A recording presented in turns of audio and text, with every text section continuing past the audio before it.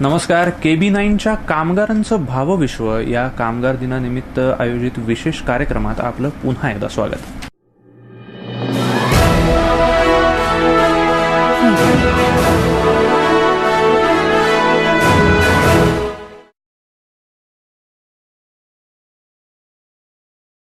आज आपल्या भेटीला आलेले आहेत राष्ट्रीय श्रमिक आघाडीचे संस्थापक अध्यक्ष आणि ज्येष्ठ कामगार नेते यशवंतभाऊ भोसले. भोसलेजी नमस्कार. 1 मे कामगार दिन महाराष्ट्र दिन म्हणून सुपरिचित आहे. एक कामगार नेते म्हणून आपल्या लेखी कामगार दिनाचं महत्त्व आपण कसं विशद कराल? कामगार 1 मे हा कामगार दिन हा एक कामगारांच्या जीवनातील स्वातंत्र्याचा दिवस म्हणून ओळखला जातो. स्वातंत्र्यपूर्व काळामध्ये एक वेठबिगारी पद्धत असायची. पिढ्याने पिढ्या एखाद्या पाटलाच्या शेतामध्ये लोक काम करायचे.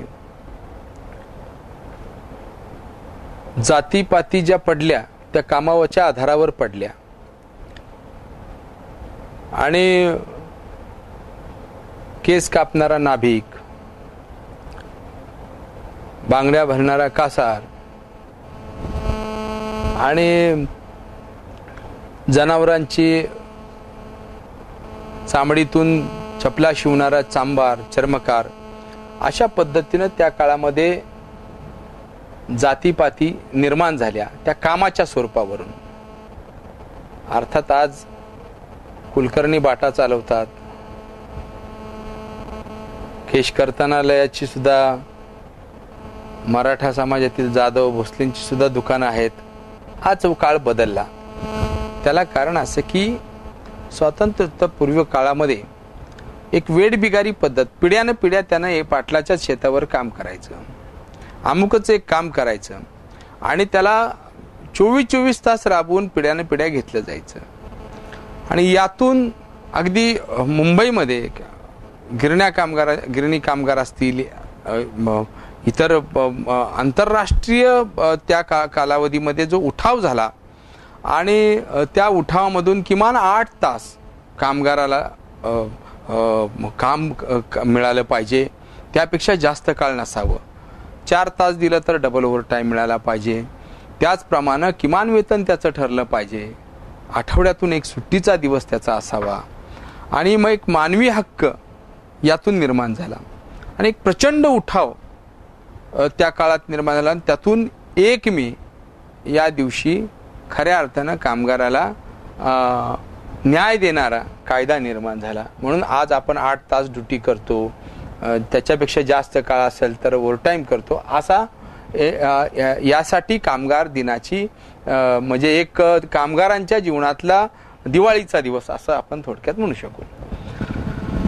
आजची परिस्थिती मुक्त अर्थव्यवस्था, जागतिकीकरण, मध्यंतरी झालेला गॅट करार,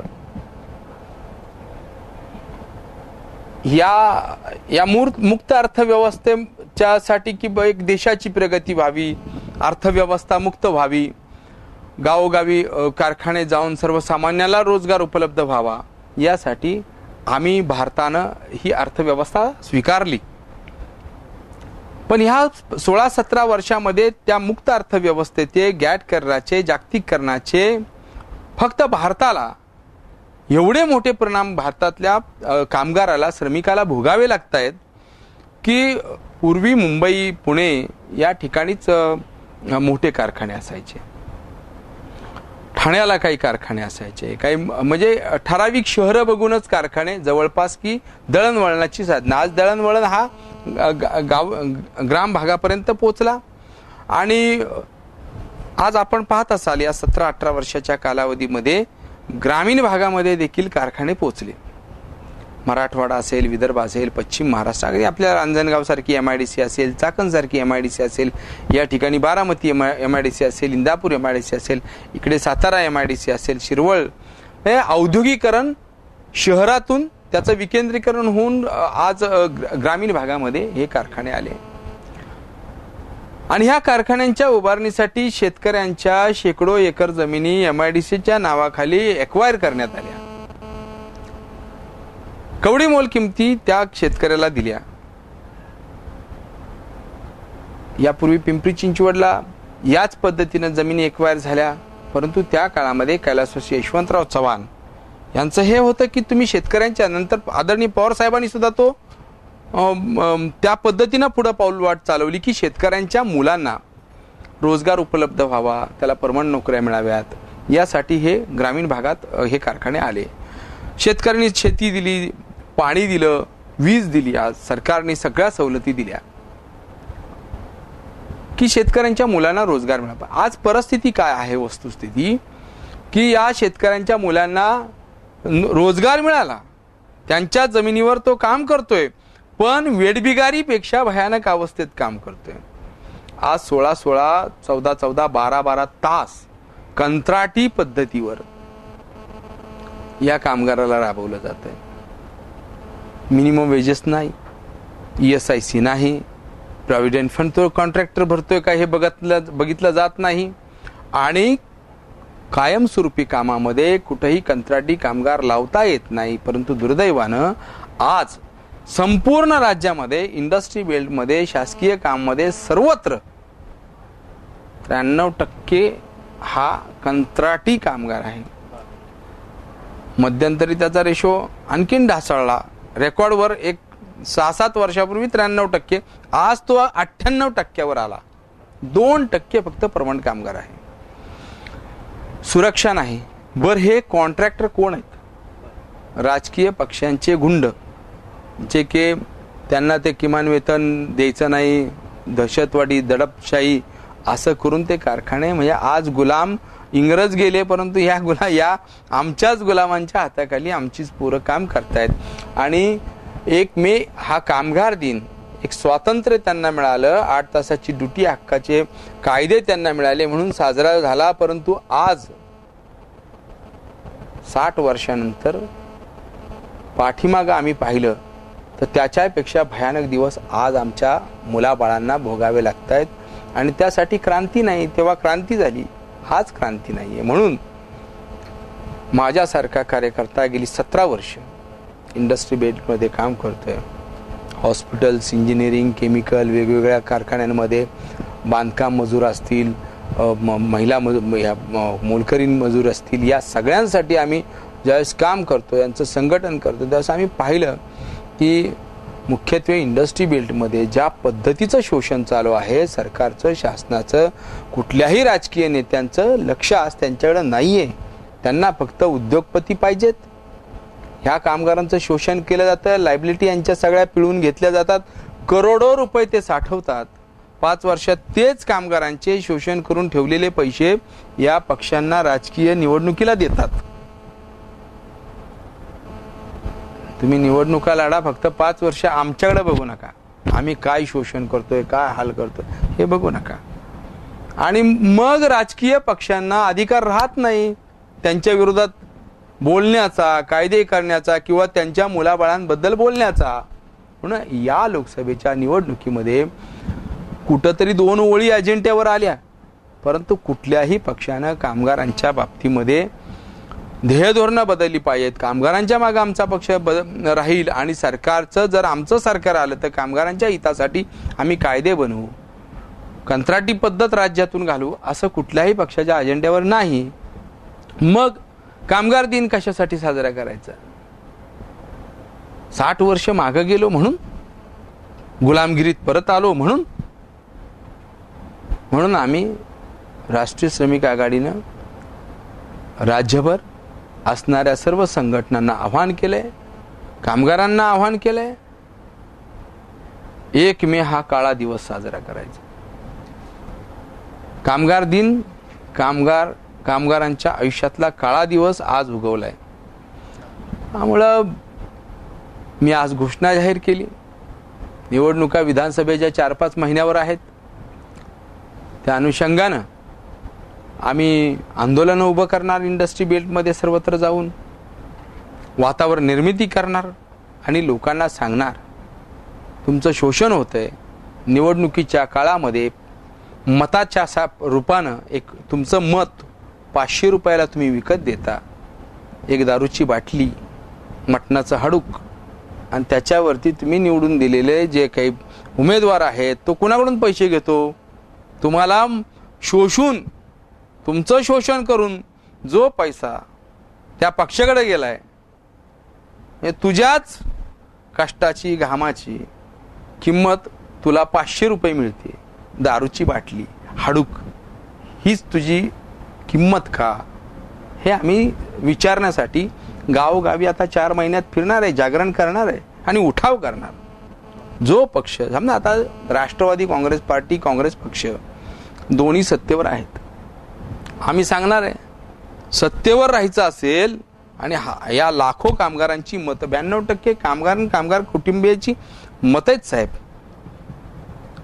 मग श्रमिकाला, तो पत्रकारितेतला श्रमिक असू देत, चहाच्या टपरीवरचा काम करणारा श्रमिक असू दे, IT मधला श्रमिक असू दे, शासनामध्ये काम करणारा श्रमिक असू दे, हॉस्पिटलमध्ये अगदी रुग्णाची सेवा करणारा श्रमिक असू दे, इंजिनिअरिंग फॅक्टरीमध्ये काम करणारा श्रमिक असू दे, बांधकामावर घाम घालणारा श्रमिक असू दे, ह्या सगळ्याच्या श्रमाला मोल हे मिळालं पाहिजे. आणि त्याला जर किंमत नसेल तर मग ते जे म्हटलं जातं की श्रमिकाच्या श्रमाच्या ह्याच्यावरती संपूर्ण पृथ्वी टिकून आहे वगैरे वगैरे, हे सगळं वचनं येत नसती ती. म्हणून हा उठाव आम्ही करतोय. साहेब, तुमची या चळवळीमागची भूमिका किंवा या प्रकरणामागची तुमची भूमिका तुम्ही सगळी स्पष्ट केलीत. मला विचारायचं होतं की या संदर्भाने आपलं कार्य सध्या काय सुरू आहे ते तुम्ही तुमच्या उत्तरामध्ये विशद केलं की आता येत्या काही दिवसामध्ये तुम्ही कशा पद्धतीने हे कामकाज पुढे न्यायचं आहे. आपली जी संघटना आहे राष्ट्रीय श्रमिक आघाडी, ज्याचे तुम्ही संस्थापक अध्यक्ष आहात, या संघटनेबद्दल आम्हाला थोडी माहिती द्याल? त्या संघटनेची स्थापना कशी झाली आणि त्याचं कामकाज कशा पद्धतीचं असतं? राष्ट्रीय श्रमिक आघाडी ही संघटना जी आहे ही आम्ही 14-15 वर्षापूर्वी स्थापन झाली. ही पिंपरी चिंचवडलाच. आणि ज्येष्ठ विचारवंत आणि स्वातंत्र्य सेनानी आदरणीय बाळासाहेब भारदे साहेबांच्या हस्ते, कैलासवासी बाळासाहेब भारदेंच्या हस्ते याचं उद्घाटन झालं. आणि संघटित क्षेत्रात काम करणाऱ्या कामगारांना न्याय देण्यासाठी आम्ही हे या ठिकाणी संघटना स्थापन केली. सुरुवातीला पिंपरी चिंचवड शहरातून स्थापन झालेली संघटना पुणे जिल्ह्यात पाय रोवली. आज महाराष्ट्राच्या विदर्भ, मराठवाडा, कोकण, पश्चिम महाराष्ट्र, मुंबई सर्वत्र आज आमचे सभासद सुमारे 42,000 सभासद आहेत संपूर्ण राज्यभर. आणि संपूर्ण आमचे सहकारी फुल टाईम आम्ही सगळे काम करतो. मुंबईलाही ऑफिस आहे, पुण्याला, पिंपरी चिंचवडला आहे, नागपूरलाही आहे. आणि बऱ्यापैकी लोकांचा विश्वास या कालावधीमध्ये आम्ही निर्माण केला आहे. परंतु खंत एवढीच आहे की ज्या ठिकाणी आम्ही या कंत्राटदार कामगारांसाठी न्याय मागायला जातो त्यांना परमनंट करा म्हणून मागणी करतो. एकदम सगळे परमनंट नका करू, टप्प्याटप्प्यानं थोडे थोडे तरी करा. टोटल शोषण चालू आहे, कुठं तरी न्याय द्या. त्यावेळेस आपल्याला आश्चर्य वाटेल, तिथले स्थानिक पुढारी, गुंड ठेकेदार आणि महत्वाचं पोलीस आणि सगळे उद्योगपती एकत्र येतात तो कारखान्यातली कंत्राटी पद्धत बंद होऊ नये म्हणून.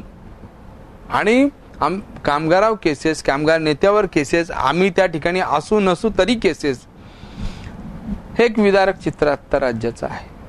हे अत्यंत गंभीर परिस्थिती तुम्ही आता सांगितलीत. मला तोच प्रश्न विचारायचा होता. कंत्राटी पद्धत सगळीकडे वाढू लागली. आर्थिक मंदीच्या नावाखाली कपात करणं, पगारामध्ये कपात करणं, हे सगळं सुरू झालं. कामगारांचे हक्क, त्यांना मिळवून द्यायचे न्याय, या सगळ्या संदर्भात तुम्ही संघटनेच्या मार्फत जे कार्य करता आहात, शासनाकडून त्या संदर्भात तुम्हाला काय अपेक्षा आहेत? एक सांगू का मी आपल्याला, पूर्वी जे नेते होते ते कामगार, शेतकरी, दलित, मागचा वर्ग, सगळ्या ह्या आणि वेगवेगळ्या जाती धर्माच्या प्रश्नांना स्पर्श करणारे असे सर्वस्पर्शी नेते होते. आज चित्र बदललंय. समाजाला, माणसाला कशाला किंमत राहिलेली नाही. फक्त पैसा टाकणं, निवडून येणं, मग त्या प्रश्नांच्याकडं बगल देणं, हे सर्वत्र चालू आहे. त्यामुळं एकच आहे की उठाव. यातून प्रचंड मोठा उठाव जर ह्या सर्वसामान्यांनी केला तरच येणारा भविष्य काळ हा त्यांच्यासाठी. पण अर्थात याला स्वातंत्र्य म्हणू शकत नाही. आजही आम्ही गुलामगिरीत आहोत. 150 वर्ष होतो, त्याच्यानंतरही गुलामगिरीतच आज आहोत. आम्ही फक्त मानायचं खुशी की गोरे गेले आणि आमचे नेते काळे आले, नाही का? नाहीतर परिस्थिती काय आहे? रस्त्यावरची टपोरीगिरी करणारा नेता 25 वर्षामध्ये अब्जोपती होतो. फायनान्स करायला लागतो सगळ्यांना. टपोरी नेता, ही परिस्थिती आहे. आणि यांना उचललं कोणी? आमच्या राजकीय नेत्यांनी मोठं केलं. चांगला टपोर आहे, गल्लीबोळामध्ये दादागिरी करतो, गुंडगिरी करतो, हाच निवडून येऊ शकतो, क्षमता याच्यात आहे, मुंडी पिरगळू शकतो आणि मतं मिळवू शकतो आणि माझ्या पक्षाच्या मागे भक्कमपणे उभा राहू शकतो. त्यामुळं संपला. आज परिस्थिती बदललेली आहे आणि त्यामुळं सामान्यांना त्यांच्या हक्काची जाणीव करून देण्यासाठी एक आंदोलन उभं राहण्याची गरज आहे. कामगारांना हक्काची, की तुझी जमीन गेली, तुझी शेती गेली, मग हे मटण आणि हाडुकांनी 500 रुपये घेऊन तू काय करणार, हे सांगण्याची गरज आहे. म्हणून हे आंदोलन आज 1 मे पासून आम्ही काळा दिवस साजरा करून तिथून पुढे ही लढाई जोपर्यंत पुन्हा स्वातंत्र्य मिळत नाही, खऱ्या अर्थानं 1 मे दिवाळी आम्ही साजरी करत नाही, तोपर्यंत आता लढाई थांबणार नाही असं ठरवलं आम्ही. मटेरियलिस्टिक आणि निव्वळ खुर्ची उभवणारे सत्ताधारी यांच्यामुळे हे सगळं घडतंय आणि कामगारांना त्यांचा न्याय मिळण्याच्या बाबतीत त्यांच्याकडून खरोखरीच काही अपेक्षा केली जाऊ शकते का? कामगारांनी स्वतः रस्त्यात उतरून हा उठाव केला पाहिजे असं यशवंत भाऊंचं म्हणणं आहे. भाऊ, मला अजून एक प्रश्न असा विचारायचा होता या संदर्भात. कामगारांविषयी, त्यांच्या हक्कांविषयी जे काही कायदे संमत केले गेले, जे काही कायदे चर्चिले गेले, ते नक्की काय पद्धतीचे होते? ते त्या योजना कामगारांपर्यंत पोहोचल्या? काय झालं त्यांचं? मी मगाशी आपल्याला सांगितले की मुक्त अर्थव्यवस्था, जागतिकीकरण, गॅटवरच्या आम्ही केलेल्या सह्या आणि हायर अँड फायर हे धोरण. त्यामुळं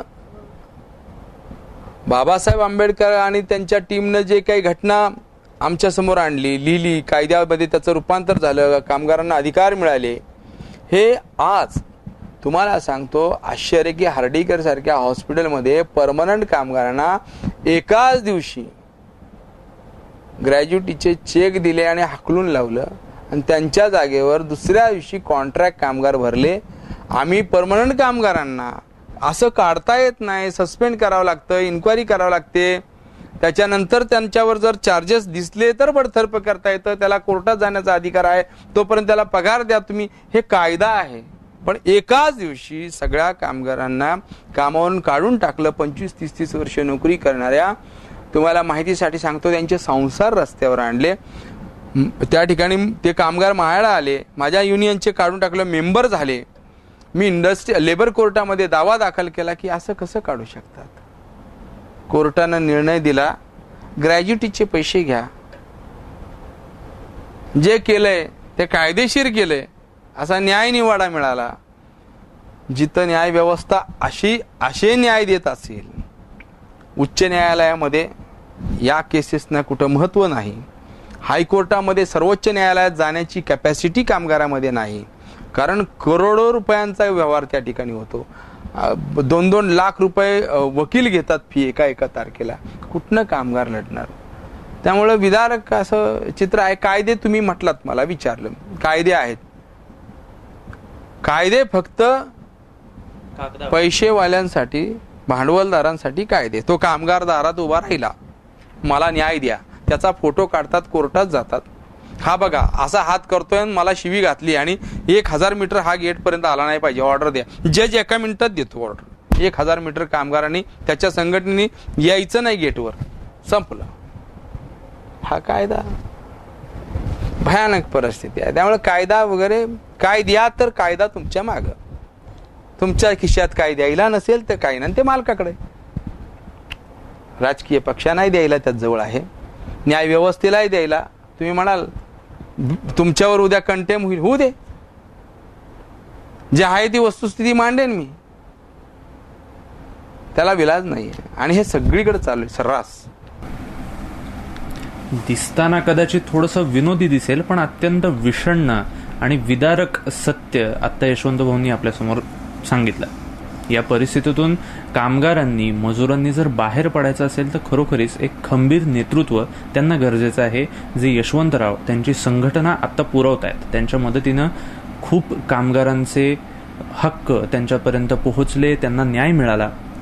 यशवंत भाऊ, तुम्ही तुमच्या खूप बिझी शेड्यूलमधनं इथे आलात, आम्हाला 4 गोष्टी सांगितल्यात, आम्हाला माहिती दिली या सगळ्या प्रकारची. आम्ही आमच्याकडून ही शुभेच्छा व्यक्त करतो, ही इच्छा व्यक्त करतो की तुमच्या मनातली जी कामगारांची दिवाळी आहे ती लवकरात लवकर तुम्ही तुमच्या संघटनेनी, तुमच्या सहकाऱ्यांनी साजरी करावी. कामगार दिनाच्या, महाराष्ट्र दिनाच्या आमच्याकडून तुम्हाला हार्दिक शुभेच्छा. तुम्ही आलात त्याबद्दल तुमचे मनःपूर्वक धन्यवाद. थँक्यू.